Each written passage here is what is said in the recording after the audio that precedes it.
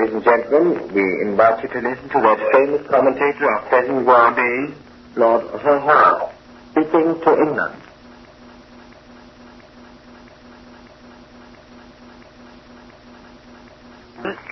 Which has just gone by began with a feeling of tension and suspense. The great offensive against France had been brought to a victorious conclusion. The French had laid down arms, and throughout the world people wondered when the final act, the offensive against British soil, would come. In Germany and many other countries, particularly in England, there was a firm conviction that it would come soon, and that conviction remained. The day and the hour are the Führer's secret, and he has returned in triumph to Berlin amid scenes of unprecedented rejoicing. And we enter into a week that may be even more sensational than any we have yet experienced. The great exodus from Britain is well underway.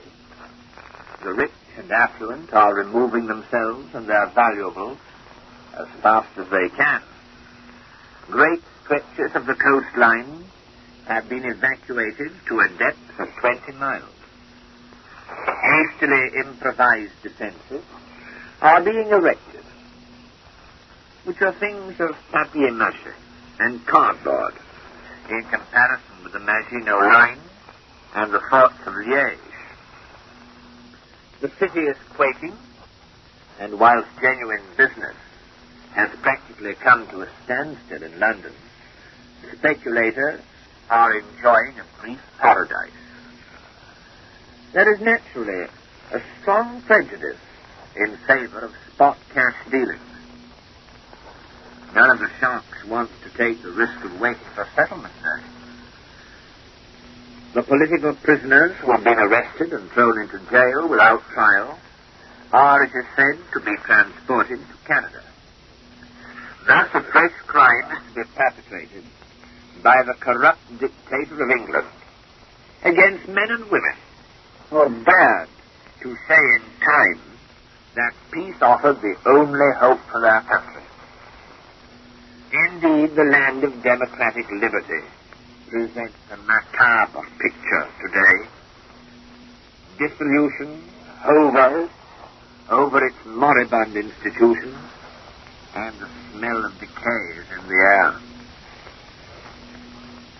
Whilst the great question of the hour remains as yet unanswered, this last week has been fertile in one respect. It has produced the most crashing blow that has ever been delivered at Britain's prestige. And that blow, interesting to relate, has been delivered not by the Führer, but by Winston Churchill, the aged satire, whose talent for injuring those who trust him is unique. With the murderous attack by a British naval squadron on the French ships at Oran, Churchill's last claim to be treated as a human being vanishes. The spectacle of the Royal Navy firing on French warships that were not under steam and could not maneuver is the worthy sequel to the criminal attack on the Altmark in Jotunfjord. An attack, by the way, which has been fully and justly avenged. Before, however, we examine this most disgraceful act in English history, we had better look at its antecedents. The German forces succeeded in capturing the French military archives on the Loire. The documents which were seized have proved infinitely revealing. They show, amongst other things, how the British government proposed to involve Scandinavia, the Balkans, and Turkey in war with Germany, and even outline measures of coercion which were to have been adopted to this end. They mention plans for the bombing of Batum and Baku. They demonstrate how, if Mr. Churchill had had his way, these neutral countries would have been ravaged by the horrors of war. But, as you now know, all these plans and schemes went awry. The gallant beginning which Churchill made in Scandinavia resulted in the headlong flight of the British forces from Norway, and the design to invade the Ruhr produced in 6 weeks the surrender of Holland, Belgium, and France. The Churchill archives, however, are extremely interesting from another point of view. They show the miserable, niggardly, grudging, and altogether ineffectual help which Churchill placed at the disposal of his unfortunate allies. If he and his colleagues had said, at the beginning of last September, that they had no intention of making any real contribution to the defense of France, the French would have known exactly where they stood. On the contrary, they were assured with lavish professions of false affection that Britain would stand by them with her whole power. We have already had something to say about the glorious retreat of the British Expeditionary Force from Flanders, and we have previously commented, I think, on the fact that Churchill could not or would not muster up more than 10 divisions to take part in the Battle of France, although in the World War it had been possible for England to provide 85. But until we had documentary evidence to the contrary, it might have been possible for the Ministry of Information to state, with however little plausibility, that the measure of support which Britain was contributing was in accordance with some sort of agreement between the British and French General Staff. Now we know that no such concord existed.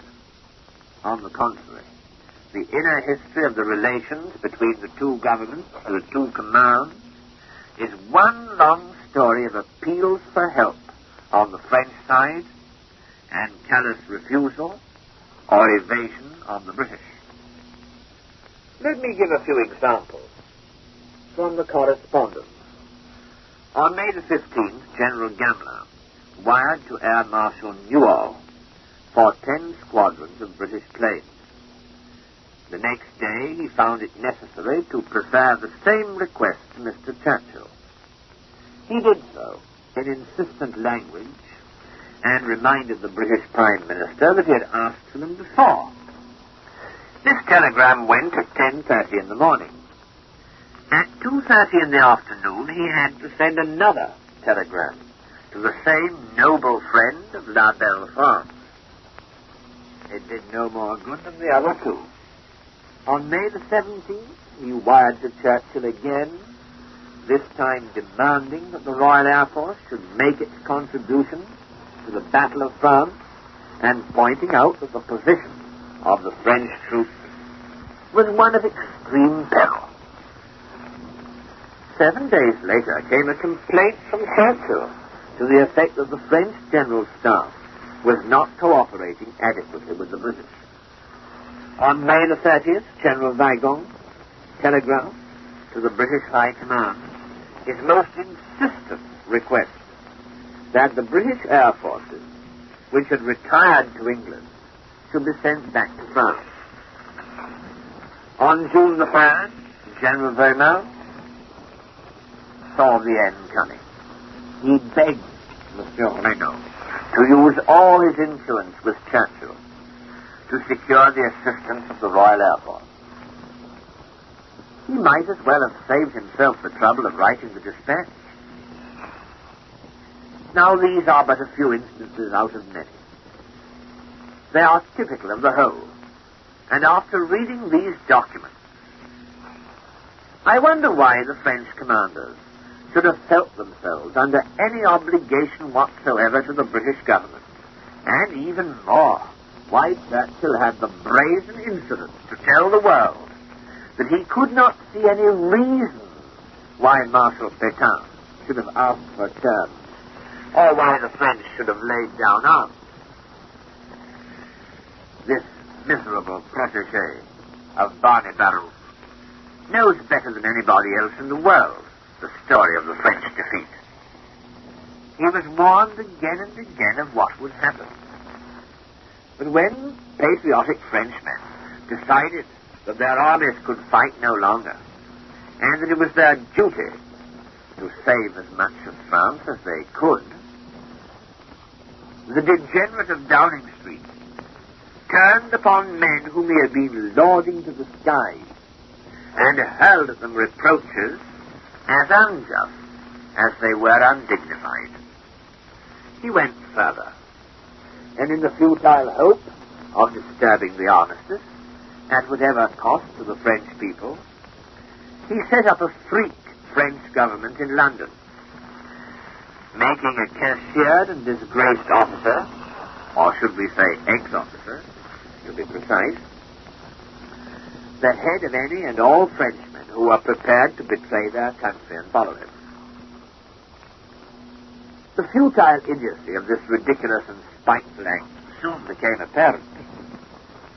The English people saw through it and realized that this handful of renegades no more represented France than they represented China. The British public was nervous and demoralized. Something had to be done. It was necessary to score a propaganda success at any price. Therefore, hoping that bluff might be sufficient to serve the purpose, Churchill ordered the British Navy to seize certain French naval units which lay within its reach. The French commanders, in loyalty to the armistice, decided to reject Churchill's impudent request.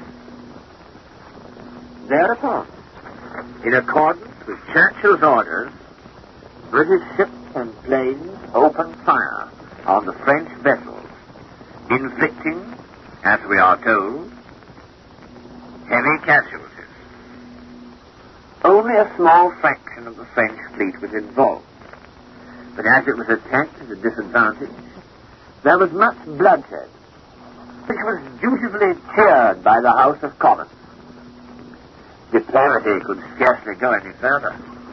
These fat and pompous plutocrats behaved as if they had scored a great victory over Germany, instead of making a treacherous attack on their fallen allies.